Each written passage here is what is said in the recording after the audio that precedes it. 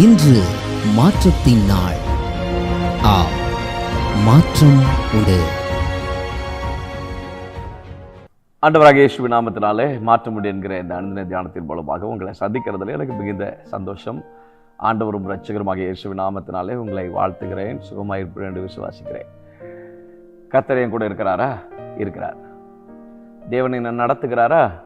நடத்துகிறார். கர்த்தர் என் வாழ்க்கையில் எல்லா காரியங்களிலையும் அவரை நம்பி வந்திருக்கிறேனே. என் வாழ்க்கையில் அவர் என்ன காரியத்தை விசேஷமாக எனக்கு செய்து விட்டார். எல்லாரையும் போல தானே என் வாழ்க்கை போய் கொண்டிருக்கிறது. எனக்கு விசேஷமாக ஒரு காரியமும் நடக்கவே இல்லையே அப்படி சொல்லாதீங்க. தேவன் நம்முடைய வாழ்க்கையில் சகல காரியங்களிலேயுமே விசேஷமாகத்தான் கர்த்தர் நடத்தி கொண்டிருக்கிறார். நிறைய நேரங்களில் நம்முடைய வாழ்க்கையில் உண்மை இல்லை, ஆனால் தேவன் உண்மையுள்ளவராகவே இருந்திருக்கிறார். உண்மைதானா? ஆண்டவர் உண்மையுள்ளவராகவே இருந்திருக்கிறார். நிறைய நேரங்களில் நாம் உண்மை இல்லாதவர்களாக இருந்தாலும் கூட என் நாமத்தை அவன் அறிந்திருக்கிறபடினால நான் அவனை உயர்ந்த அடைக்கலத்தில் என்று சொல்கிறார். அவருடைய நாமத்தை நம்ம அறிந்திருக்கிறபடினால கர்த்தர் நம்முடைய வாழ்க்கையில் உண்மையுள்ளவராக இருந்து அவர் யார் என்பதை நமக்கு நிரூபித்து காண்பித்துக் கொண்டே இருந்திருக்கிறார். யாத்திராகமத்தின் புஸ்தகம் அது ஒரு பெரிய ஒரு நமக்கு ஆதாரமான ஒரு புத்தகம். 11ஆம் அதிகாரம் 7ஆம் வசனத்தில் ஒரு காரியத்தை ஆண்டவர் எழுதி வைக்கிறார். எக்ஸோடஸ் சாப்டர் 11 verse number 7ல, ஆனாலும் கர்த்தர் எகிப்தியருக்கும் இஸ்ரவேலருக்கும் பண்ணுகிற வித்தியாசத்தை நீங்கள் அறியும்படிக்கு இஸ்ரவேல் புத்திரர் அனைவருக்குள்ளும் மனிதர் முதல் மிருக ஜீவன்கள் வரைக்கும் ஒரு நாயாகிலும் தன் நாவை அசைப்பதில்லை. But not a dog shall growl against any of the people of Israel, either man or beast, that you may know that the Lord makes the distinction between Egypt and Israel. கர்த்தர் ஒரு வித்தியாசத்தை தேவனுடைய பிள்ளைகளுக்கும் எகிப்தியருக்கும் ஒரு வித்தியாசத்தை ஆண்டவர் உண்டு பண்ணி வைக்கிறார். ஆச்சரியமான விசேஷமாக ஒரு வித்தியாசம், விசேஷமான ஒரு நன்மை. உங்கள் வாழ்க்கையில் தேவன் உங்களை விசேஷப்படுத்தி வைத்திருக்கிறார். அதுக்காக ஆண்டவருக்கு ஸ்தோத்திரம் பண்ணுங்க. எல்லாருக்கும் நடக்கிறது போல நம்ம வாழ்க்கையில் காரியம் நடப்பதில்லை. நமக்கு விசேஷமாக நடக்கும். நீங்கள் அதை இந்த மாதத்தில் நீங்கள் அப்படியே நீங்கள் விசுவாசிங்க, அதை அப்படியே நீங்கள் நம்புங்க. உங்களுக்கு அது நிச்சயமாக அது விசேஷமாக நடப்பதை நீங்கள் காணும்படிக்கு ஆண்டவர் உங்களுக்கு அனுக்கிரகம் செய்வார். நீங்கள் வாசித்து பார்ப்பீர்கள் சொன்னால் 10வது அதிகாரம் 22-23 வசனங்களில், மோசே தன் கையை வானத்துக்கு நேராக நீட்டினான். அப்பொழுது எகிப்து தேசம் எங்கும் 3 நாள் மட்டும் காரிருள் உண்டாயிற்று. இஸ்ரவேல் புத்திரர் யாவருக்குமோவெனில் அவர்கள் வாசஸ்தலங்களிலே வெளிச்சம் இருந்தது. அவங்களுக்கெல்லாம் காரிருள், ஆனால் தேவனுடைய பிள்ளைகளுக்கு வெளிச்சம் இருந்தது. இது விசேஷம் இல்லையா? ஆண்டவர் உங்கள் விசேஷமாக நடத்தவில்லையா? நான் அடிக்கடி சொல்லுவேன், நமக்கு வந்த பிரச்சனையும் நமக்கு வந்த போராட்டங்களும் நமக்கு வந்த பாடுகளும் நமக்கு வந்த உபத்திரவங்களும் நாம் போன இத்தனையோ பாதைகளிலே ஆமீன் ஸ்தோத்திரம். எகிப்தியர் போயிருக்கிறார்கள், புறஜாதிகள் போயிருக்கிறார்கள், மற்ற ஜனங்கள் போயிருக்கிறார்கள். இன்றைக்கு அவர்கள் எல்லாம் இல்லை, நாம் நிற்கிறோம். அவர்கள் முறிந்து விழுந்தார்கள், நாம் எழுந்து நிமிர்ந்து நிற்கிறோம். காரணம் என்ன? நம்ம கூட ஆண்டவராகிய இயேசு கிறிஸ்து இருந்தார், அவர்களோடு இல்லை. யாரோடு ஆண்டவர் இருக்கிறாரோ அவருடைய வாழ்க்கையில எழுந்து நிற்க பண்ணுகிறார். விசேஷமான காரியத்தை ஆண்டவர் செய்கிறார். விசேஷமாக கர்த்தர் காரியத்தை செய்கிறார். 9ஆம் அதிகாரத்தில் பியூட்டிஃபுல்லாக எழுதி வைக்கிறாரு. 9ஆம் அதிகாரம் 25-26 வசனங்களில், எகிப்து தேசம் எங்கும் கல்மலை அழித்து போட்டது. இஸ்ரவேல் புத்திரர் இருந்த கோசேன் நாட்டிலே மாத்திரம் கல்மலை இல்லாதிருந்தது. இது விசேஷம் இல்லையா? இது விசேஷம் இல்லையா? எவ்வளோ உபத்திரவம், எவ்வளோ பாடு, எவ்வளோ பேச்சு இல்லையா? எவ்வளோ பேச்சு.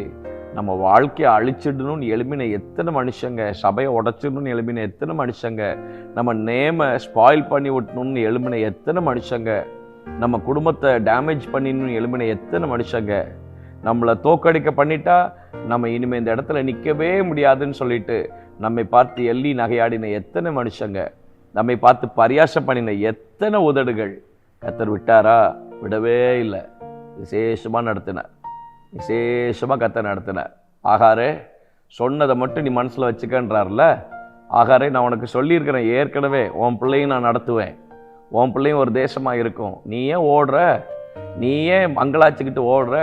நீ ஏன் அழுது புலம்பிட்டு பிரச்சனையை பார்த்தோன்னு ஓடிட்டே இருக்கிறியே? நீ பிரச்சனையை பார்த்து ஓடாத, நில்லு. ஒரு டேர்னிங் பாயிண்ட் இருக்குன்றார். உனக்கு ஒரு டேர்னிங் பாயிண்ட் இருக்குது. பிரச்சனையை பார்த்து ஓடாத. உன்னை விசேஷமாக நான் வச்சுருக்கிறேன், உன்னை விசேஷமாக நான் நடத்துவேன். உனக்கு ஒரு டேர்னிங் பாயிண்ட் ஒன்று, உங்களுக்கு ஒரு திருப்புமுனை உண்டு, உங்களுக்கு ஒரு திருப்புமுனை உண்டு. நீங்கள் கர்த்தருடைய வார்த்தையை மாத்திரம் நினைவு கூறுங்க. கர்த்தர் எப்படி எழுதி வைக்கிறார் பார்த்தீங்களா? ஆகார் ஆண்டவரை நோக்கி கூப்பிடுறா, கர்த்தர் எழுதி வைக்கிறார். கர்த்தர் பிள்ளையின் சத்தத்தை கேட்டார். ஏன் ஆகாரின் சத்தத்தை கேட்டார்னு எழுதலை? கர்த்தருடைய வார்த்தையை மறந்துட்டு ஓடுறா.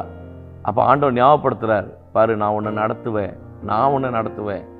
பிற்பாடு கண்களை திறக்கிறார். அங்கே முன்பதாக இருக்கிற ப்ரொவிஷனை கர்த்தர் பார்க்கறதுக்கு ஆண்டவர் உதவி செய்கிறார். நான் சொல்கிறேன், பிரச்சனையை பார்த்து போராட்டத்தை பார்த்து எப்போவுமே என் வாழ்க்கையில் இப்படித்தான் நடக்குதுன்னு ஓடாதீங்க. பிரச்சனையை பார்த்து சோர்ந்து எப்பவும் முறுமுறுக்காதீங்க. இல்லை, உங்களுக்கு கர்த்தர் விசேஷமாக காரியங்களை நடப்பிக்கிறார். உங்கள் வாழ்க்கையில் விசேஷமான காரியங்கள் நடந்து கொண்டு இருக்கிறது, நடத்தி இருக்கிறார், இனிமேலும் நடப்பிப்பார். அவங்களுக்கு கல்மலை, உங்களுக்கு கல்மலை கிடையாது. அவங்களுக்கு காரிருள், உங்களுக்கு வெளிச்சம். இதெல்லாம் விசேஷம் இல்லையா? இதை காட்டிலும் பெரிதானவைகளை காணும்படி ஆண்டவர் அனுக்கிரகம் செய்வார். நீங்கள் பிரச்சனையை பார்த்துட்டு நீங்களே சால்வ் பண்ணுற மாதிரி ஓடுனீங்கன்னா கர்த்தர் ஒதுங்கி நிற்பார். நீங்கள் பிரச்சனையை பார்த்துட்டு ஓடாதீங்க. You will have a turning point. உங்களுக்கு நிச்சயமாக ஒரு திருப்புமுனை உண்டு.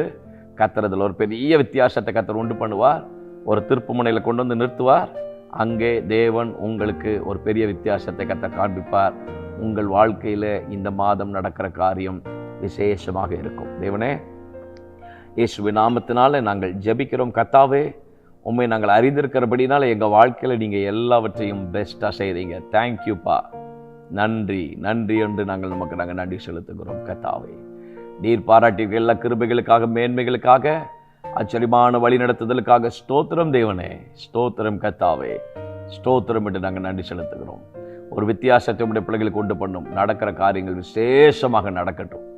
இதுவரைக்கும் நடத்தின காரியங்களுக்காக நாங்கள் நன்றி செலுத்துகிறோம். இனிமேலும் நடக்கிற காரியங்கள் விசேஷமாக உடைய பிள்ளைகளுக்கு நடைபெறட்டும் என்று நாங்கள் ஜெபிக்கிறோம். நிச்சயமான கிருபைகளை உடைய பிள்ளைகள் சுதந்திரித்துக் கொள்வதற்கு எங்கள் ஆண்டவரை அனுக்கிரகம் செய்யும். தொடர்ந்து கிருபை தாரும். இயேசுவின் நாமத்தில் ஜெபிக்கிறோம் நல்ல பிதாவே, ஆமென், ஆமென், ஆமென். May God bless you. கர்த்தர் உங்க கூட இருக்கிறார். வித்தியாசத்தை உண்டு பண்ணுவார். விசேஷமாக நடத்துவார். நிச்சயமாக ஒரு திருப்புமுனை உண்டு. தைரியமா இருங்க.